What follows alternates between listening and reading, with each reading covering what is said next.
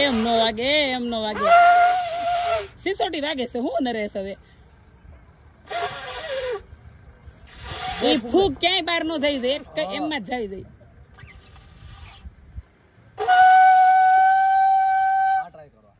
આ તો સિસોટી જેવો વાગ્યો. મારી વાત સાંભળો, સમજો.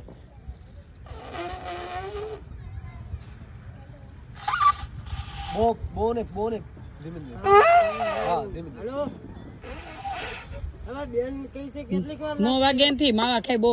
એવું કાઈ નથી, મોઢું નથી ખુલતું. બસ નરેશ હવે બધી ગયું. તમારા આ ટેલેન્ટ માટે હું રાષ્ટ્રપતિને નિવેદન કરીશ કે તમને એકાદો એવોર્ડ આપે. તમે શંખ મૂકી ગયો, ખોટા 3500 રૂપિયા નથી નાખવા. તું વગાડ તો ભાઈ, તું વગાડ. અરે વાહ,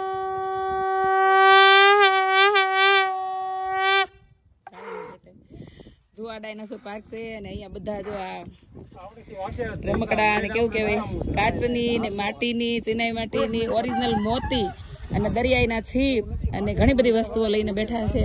અને આ બેન મારા વિડીયો જોતા હતા, એ મારા અવાજ ઉપરથી મને ઓળખી ગયા અને એમ કહેતા હતા કે ભાઈ તમે પાર્લરમાં, એટલે હું તરત માની ગઈ કે આ ભાઈ તમે જોતા જ હશો.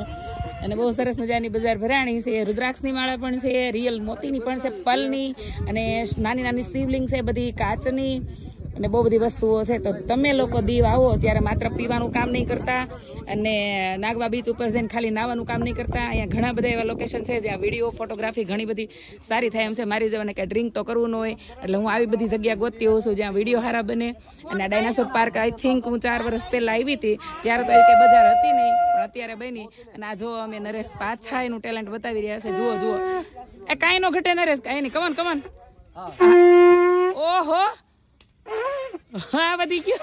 હવે કુરુક્ષેત્રના રણ મેદાન તરફ તૈયારી થઈ રહી છે. હવે બી આર ચોપડા ફરીથી જો મહાભારત બનાવે ને ઓડિશન રાખે લઈને તો તમે જાજો. મને લાગે છે તમારી એમાં સિલેક્શન થઈ જશે નરેશ.